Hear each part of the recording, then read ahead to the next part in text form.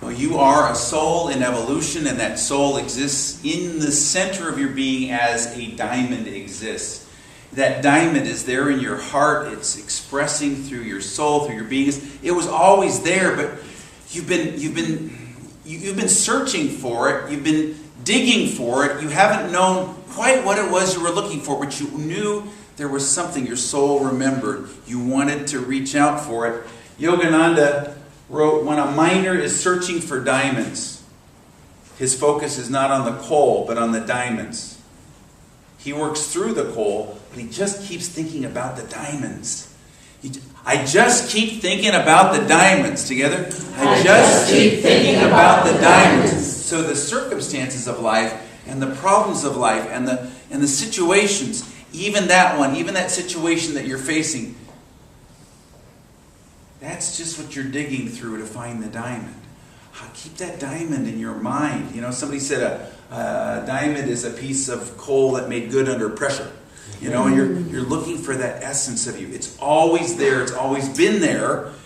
And so you say, well, if I've always been this soul, if that divinity in me has always been there, how come I haven't experienced that in my evolutionary expression over millennia and eons of time? And the question is, it's just you have to call it forth.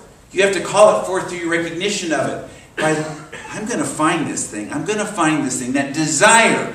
Desire is the most important and most powerful force in the universe because it's what creates the movement and the motion of your soul. And you are calling forth that diamond within you.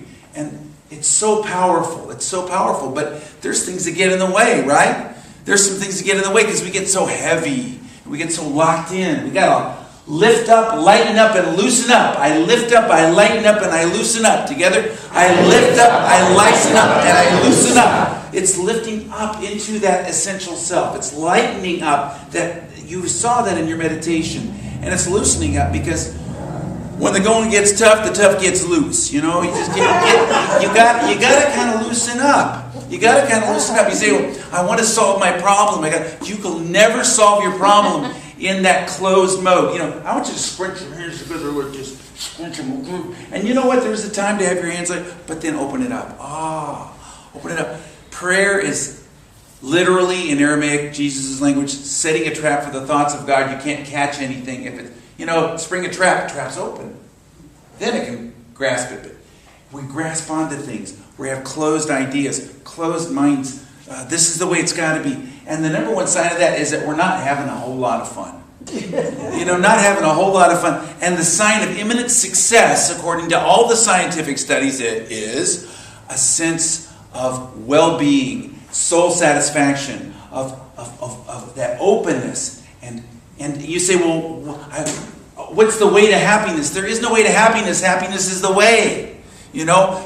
Open up to this. No matter what the circumstances may look like, just open up to it, open up to it. I open up, and I open up to God. Together? I open up, and I open up to God. And it's that open aspect. How many of you like Monty Python? Monty Python? You know Monty Python? My son and I watch Monty Python videos 3-4 times a week. We're going through the entire series. Fantastic stuff. But John Cleese, who's one of the leaders of Monty Python, talked about creativity. I mean, if you watch that show, you realize they're insanely creative. And how do you do that? Well, where do you get creativity? He said, the open mode is an expansive, relaxed one in which we're probably more contemplative, more aligned to humor, more accompanying a wider perspective. And consequently, it's more playful. It's a mood in which curiosity for its own sake can operate because we're not under pressure to get a specific thing done immediately. And that allows our creativity to surface. It's open. It's being open. And he went on to talk about, and this helped me. When I was in my first church, I was working so hard and I was so serious and I was doing all this stuff. And I got this respiratory ailment that was there to teach me something. And the respiratory ailment was a miracle one because every Sunday it would disappear 15 minutes before the service and it would come back 15 minutes after. And after about 6 weeks of this, I finally asked, what do I need to know? Oh God, what more can I do? And I got, you could do less. And that week, I read an interview with John Cleese, another interview with Monty Python, because I was such a fan of theirs, in which he said, I use my calendar against itself. I schedule times where there's nothing scheduled. And then I read again Scott Peck of Road Less Traveled said the same thing. Twice in 1 week I got this message. So I started using my calendar. Scheduling times that were timeless. Scheduling times where there was nothing to do. Where it was just the presence of pure being. And you know, Lynn and I, we've gotten in trouble for this because we don't socialize at night. Oh, isn't that what a minister is supposed to do? Nope. I learned that in my first church. And what do you get to experience? Beingness. And you know what you're never going to see me do? Take a sabbatical. I don't have to take a sabbatical because I schedule spaces in my life so that I don't have to be gone for 6 months to just get over all of you. You know what I'm saying? Just get over it. Oh my God, I gotta get away. Oh. Create spaces in your calendar. Create spaces in your time. Have personal policies of rest and spirituality and relaxation. And don't let everybody tell you what their agenda is for you. Choose it for yourself. It's really hard, I think, in an area like this where everybody's families are so close in. Sometimes, you have expectations. And sometimes you got to be willing to let people be unhappy with you a little bit. When you say, I'm going to take this time, not for me. It's not narcissism. It's for your soul. Your soul. Pay attention to your soul. Your soul requires that space. Your soul's coming. What's the purpose of this life? It's to let the soul come out. It's that jewel. It's always in there. But you've been digging through the coal for so long you think it's all coal. There's a jewel. There's a diamond. It's there. You're calling it forth. You're calling it into being. It is the presence of pure being. It is your true holy essence. It's who you are. And it requires you to give it some space. Well, you made some space this morning, didn't you? Beautiful day. And you could have gone out, and that's certainly, where's God? Everywhere. You say, well, how do I find this soul essence? This now moment experience? Is it found skiing down a slope? Is it found dancing? Is it found in church? Is it found in meditation? The answer is yes. It's in all those things because it's in the now moment. In every now moment. And that now moment is beyond time. Oh, I'm gonna do one of those woo-woo things, but the now moment is beyond time. The past or the future or even what we call this present. Because if I say, what time is it now? It's not that time as soon as you tell me, right? It's just a concept. On another level of your being, oh boy, I'm off, I'm doing it. Come back Tuesday night and I'll explain it at 7 o'clock in my class. But you get in touch with that essence of you, and it's beyond time. Haven't you ever experienced timelessness? Haven't you ever experienced something that's just like, time doesn't have anything to do with it. And it means getting off the pomposity of time. Getting off the pomposity of the doing. Getting off the pomposity of... Jesus called it becoming as a child. Have you ever seen a pompous little child? A little child? They can't do that. A child is just spontaneous in the now. And that's what he said, you got to be like that. Pomposity. Oh my gosh, so important. How many narcissists does it take to change a light bulb? One. He holds the light bulb and the entire world revolves around it. And I got another one. I got a million of them. I got another one. The Narcissist Anonymous meeting, you walk in, you sit down and say, hi, my name is Jim and I don't care who you are. So moving off that, it's all about me and my needs and my wants and how I feel. And you know what? Me too.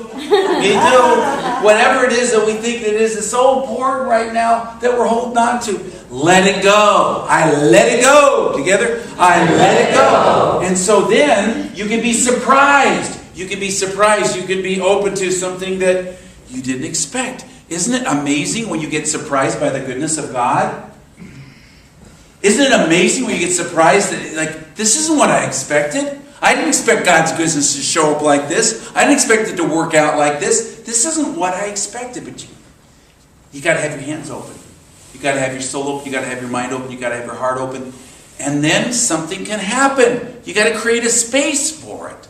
Create a space for us. Oh my gosh, one more thing I got to do now. Create a space. Okay, put it on my list. No. Just let go and be in the now moment. I was reading about Alfred Hitchcock. Is another creative person. And Hume Cronin used to write screenplays with him. And they would get into tense times. It was just really tense and they weren't getting along. And always at that time, when it was the most tense and so much was riding on it, Alfred Hitchcock would start telling some long story, kind of a humorous story, and would drive Hume Cronin crazy until he realized, wait a minute, you're doing this on purpose. And he said, you're doing this on purpose, aren't you? He said, look, we're pressing.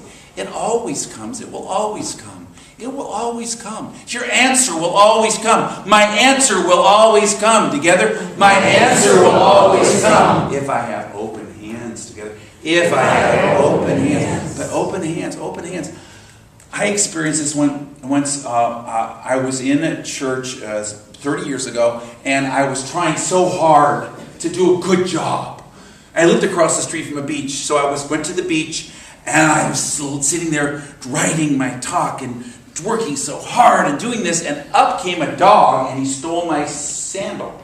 And he took my sandal off, and I chased after him. He's not going to get away with my sandal. And he starts playing. He had this little glint in his eye. And then another dog showed up, and he passed the sandal on to the other dog. And the third dog, and they're playing keep away with the sandal. And then I took the sandal, and I started playing keep away with the dogs. And they thought I was pretty cool. I thought I was a dog. To them, I was a dog. And suddenly I realized, wow, they think I'm a dog. So I stopped, and I went, and they looked at me and went, whoa, and they started doing it too, and we had so much fun for about an hour, and suddenly I realized, oh no, pomposity. Oh, I'm very important. I've got to get this, I've got to do this thing. So I took my sandal and I took it back, and they're looking at me like, come on. And so I'm working on my thing, and he steals my sandal again, and he goes out to the deep water, and I have to, and I take it and I go back. It was only the next day that I realized that I missed the point. I forgot. The whole thing was about me being a dog. You say, well, being a dog? But dogs aren't pompous. You know, they did a study and they found that the number one factor in survival of heart attacks, longevity of heart attacks, was whether you had a dog. That was the number one thing. Now, why is that? How many of you have a dog? How many of you have a cat? Raise your hand. It doesn't really matter a lot. They did studies with kids who have dogs and cats that they have less asthma, depending on whether they have a dog or a cat. Getting off of that ego state and moving into the now moment. The now moment, and animals get it, children get it, but you are a soul in evolution, and you know, we go through that process, we go through, you know, the hard times and the difficult times, and okay, that's okay, but you'll never find your answer there. You'll never find your answer at that level. You've got to always lift up, loosen up, and lighten up. And loosen up, I say loosen up. Loosen up, what is that? Let loose of some of those burdens. Let loose of some of those concepts. Even in the middle of it. In fact, when you're right in the middle of it, that's the best time. I often share about the time that we got T-boned. I was driving my miracle car, and my mother, and I didn't want to let it go, and I knew it was time to get rid of it. My mother-in-law said, you better not do that, because something will happen. And 5 minutes later, she's right next to me. My daughter's in the back, and we get T-boned by this lady. But after I quieted Rosalie down, I said out loud, okay, God, turn this one to good. And I forgot about that until this week. So I wanted to tell you about it. Okay, God, turn this one to good. Together? Okay, God, turn this one to good. And you know, and I've shared this story, so I won't tell it again, where I ended up with a Lexus. I mean, it was crazy. But what is it about? You've got to open up. You just open up. How's this going to turn to good? How's that difficult situation going to serve your soul growth and move you forward in your soul evolution as a growing soul?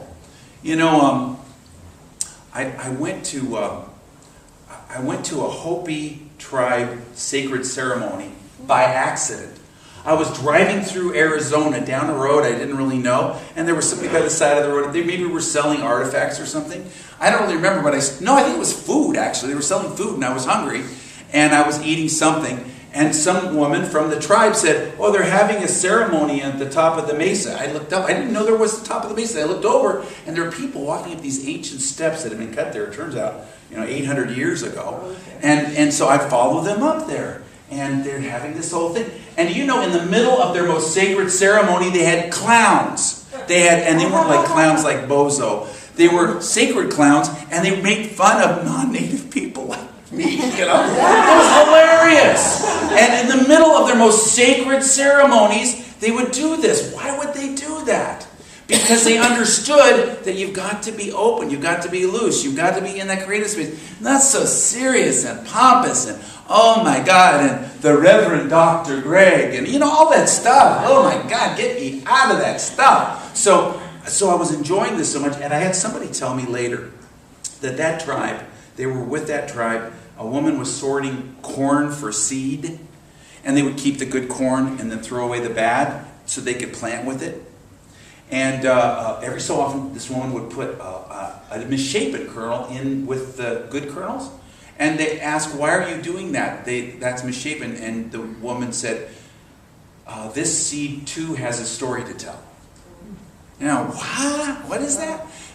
Embracing those things in life, knowing that very situation that is so difficult, that is so vexing, that is so troubling, that is just, you're going to look back on your lifetime and think, that was the making of me.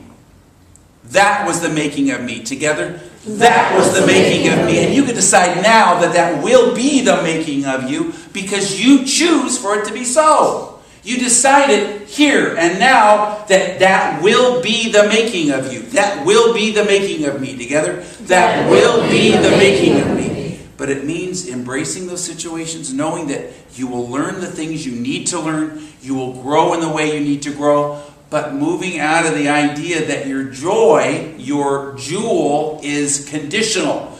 If joy is like a jewel, it has many facets and sometimes it has flaws. There's an old English saying, I know it's a Jewish saying, it's better a diamond with a flaw than a pebble. Your life is, it's going to have flaws, but it's yours. It's yours. And here's another analogy about diamonds that popped into my head, which was, if you do find a diamond in your diamond miner, it always looks just like frosty glass. It doesn't really have a lot of look to it. You've got to cut it, and you've got to polish it. And the cutting of it is the difficult experiences in life. It cuts the diamond facets, and the polishing it is your spiritual practices. What are you doing every day to polish your diamond? Polishing your diamond, not letting it get dull and dingy, but always polish and letting the fire come out of it. That meditation we did, which was that diamond meditation, is so simple, but it'll energize you. It'll get you in touch with something that is essential to your being, and it will remind you of that which is coming forth from you. And then when you get in touch with that, you can see things as a whole. When you are in that spiritual state, you see things as a whole. You see them. Have you ever noticed that things don't make any sense, and then you lift up into this other state, and it makes sense. There's that poem by Browning. He said, on earth, the broken arc, in the heavens, the complete round. Think about the rainbow. This is some serious analogy stuff, so just hang in there with me. But think about it. It's broken by the earth. It's a broken arc. It's not the whole picture. And earth is like that. Being on earth in this state. Now, heaven's not the place you go when you die. It's that consciousness that's within you that you lift up into that gives you the complete round. Have you ever been up high, like in a high jet, and seen a rainbow as a circle? I've seen those. A complete circle, because there's no earth to stop it. Pushing this analogy to its ridiculous conclusion, it's a complete circle. You see things whole and complete. You can get in touch with it. And even if you can't know that you're just seeing a part of it, but there's something that's calling forth in you. And that power. And so embracing that. Jane Elizabeth Hart told me, every time I've gotten ill in my life, I've come out of it with a completely changed consciousness. Now you think, well, shouldn't go through. No. She said, I embrace the experiences of life, no matter what they are. It may be a misshapen kernel, but it too has its story, and you're going to learn from it. You're going to experience it. You're going to grow with it. It's going to change you. It's going to change you at depth to the extent that you embrace it and you move with it. It just means you have to make the decision. You have to move with it. But it means that you realize that whatever it is that you're going through in your life is working for a hidden purpose. A hidden purpose. Paul said, all things work together for good for those who love God. Remember? He was quoting Plato. Plato said it before him. Whether it's good or bad, if you have good intent, it will work together for your good, is how Plato put it. And so it's like understood. It was understood in Jesus' time. It's understood if we open up to it today, that the circumstances of your life will be the making of you, will move you forward if you will embrace it and lift up, lighten up, and loosen up. Loosen up meaning loosing and letting go all of your false concepts, all your false beliefs, all the things that keep you stuck and rigid and all that stuff. It means letting go of our idea of what spirituality is. We get so serious about our spirituality, like me on the beach there. So serious. But if we open up and realize that our spiritual nature is filled with joy. Loma Linda University did a study. They found out that the exact same brain MRI for belly laughter as for deep meditation. The same. And I would talk to somebody after the first service who told me that they go to a meditation where the first part of it is laughter. And then their mind is clear. And that's a big movement in India now. It's called laughter yoga. And that's what they do. There's a Zen monastery I read about where you do either 2 minutes of deep belly laughter or an hour of sitting. Guess which one they usually pick? That doesn't mean you shouldn't sit, but letting that up, letting that out, and moving into the spontaneity and the joy that is life. If you want to live your life from that new place. And living from that higher purpose, which is that jewel that's inside you.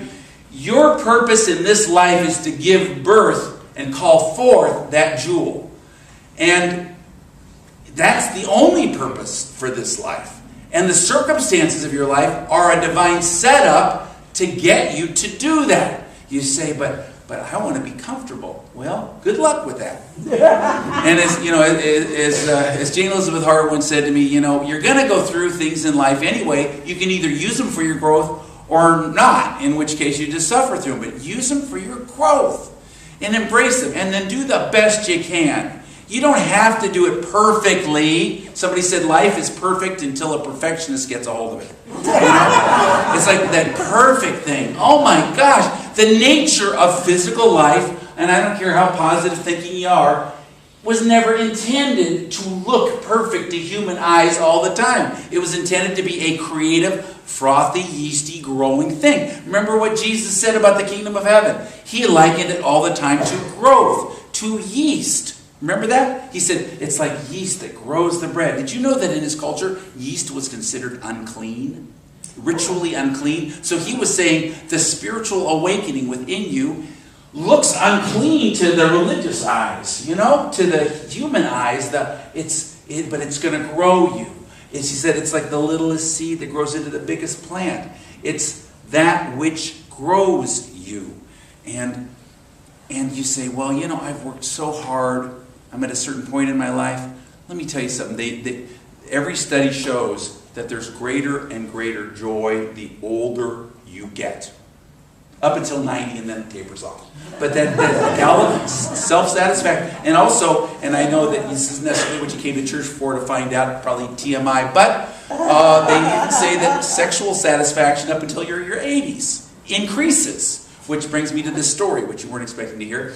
Okay, it's a joke. It's a joke. Lighten up. I remember my first guys walking. No, I remember in my very first church, I would tell jokes, and only one woman would laugh, and everybody else would turn around and go shh, because it was like a church. You don't do that in church. But there was a man. He was 70. He went to the doctor for a checkup. The doctor said, "You have the body of a 40-year-old." "How old was your father when he died?" He said, "Did I tell you he died?" "Oh, really? Well, how old is he? 90? He was 91. Wow, that's amazing. Well, how old was his father, your great-grandfather, when he died?" And he said, "Did I tell you that he died?" "You're kidding. He's got to be 110. Well, he's 114, but he tells the women he's 111. Women? What's he interested in women for? Well, he got married 3 weeks ago. Why would a 114-year-old man want to get married? Did I tell you he wanted to get married? Lighten up, gang. Come on. So I'm trying to just, it's like break out of the box, break out of the box, break out of the box. Lift up, lighten up, loosen up. I lift up, I lighten up, I loosen up. Together. I lift up, I lighten up, I loosen up. And I always talk about, do the work. And it's good to do the practices. It's good to. But you do it with a spirit of joy, of expansiveness, of enlightenedness. That lightening up. Lightening up really has two aspects. It's getting lighter, and it is a shining light. And you are that shining light, but you can only experience when you lift up and get lighter. So let's just close our eyes and open our hands. Again, open your hands, because being open, that's the whole trick to catching the thoughts of God. So we just say, thank you, God. Our hands are open, and if we can choose to open our hands, then our minds can be open. And we can choose to open our minds as well. And so if I have that volition that I can actually open my fingers and feel the tingling in the palms of my hands, so too I can open my mind and heart and feel that openness that's there. And I once again imagine the jewel-like radiance from my heart expanding all around me. And I just imagine it because it's my essence, it's my true being. It is the presence of pure being in me. For this I came, to awaken and call forth this diamond, this shining light. And I am so grateful. I'm so grateful. And I will carry this with me and go back to it, making it more and more alive, more and more shining and energized. Thank you, God. And so it is. Well, I just feel led to lead with a quote from Jesus. I came that your joy may be made complete, so that your hearts will be full of joy. This joy no one will ever be able to take away from you. Joy that is overflowing. And joy comes from the same root word in Sanskrit as jewel. So there's a jewel in your heart. It was placed in you at the beginning of time. It's your true essence and identity.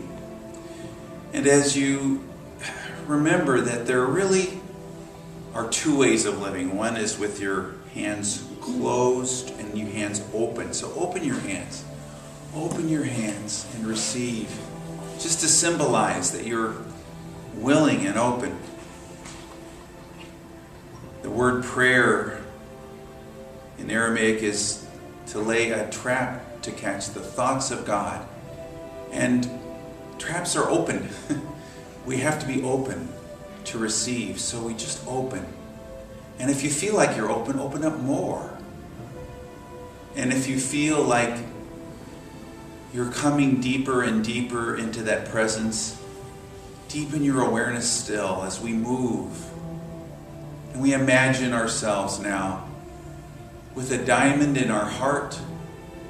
This jewel, this joy, this diamond is our soul essence, our Christ nature. The spiritual self, the higher being of us. Imagine a diamond in your heart. And see it expanding to surround you now. Think of the most light-filled jewel with 1,000 facets that you've ever imagined, and make it still brighter surrounding you. This simple visualization is bringing out this light, this diamond that's always been there, but you must call it forth. I am my diamond bright heart. My soul is the diamond that shines forth from my heart. In the light of my diamond bright self, I experience my healing. In the energy and the charge of this light, of my diamond self, my soul, I am uplifted. I am enlivened and enlightened and attuned. I am lifted up. And then I relax into this feeling and feel a flow of energy as I grow more and more relaxed and attuned. I feel the light flowing from the center of my heart, surrounding me, and my mind wanders. I just bring it back to seeing this bright, vivid, multifaceted gem. I am the diamond bright heart of my soul. And just see with great curiosity what it feels like to activate your soul essence by imagining this light, this jewel, this heart, this soul, this space of jewel-like energy. I am the diamond bright heart of my soul.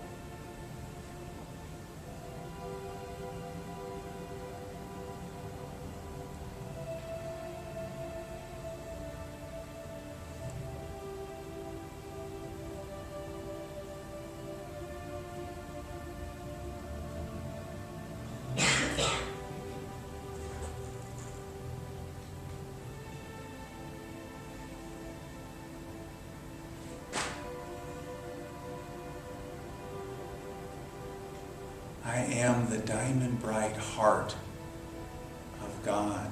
I am the diamond in my heart shining forth. I am God's perfect jewel, expressing and shining. And into this light I lift up all the things, all the people, everything. All the needs, all the wants, all the feelings, everything. Shining in this diamond, lifted up, lightened up, and loosened up, released. Thank you, God. So be it. Our offering time is, we're going to give from our diamond heart. I give from my diamond heart and I receive abundantly. Together. I give from my diamond heart and I receive abundantly. And silently. And again aloud together.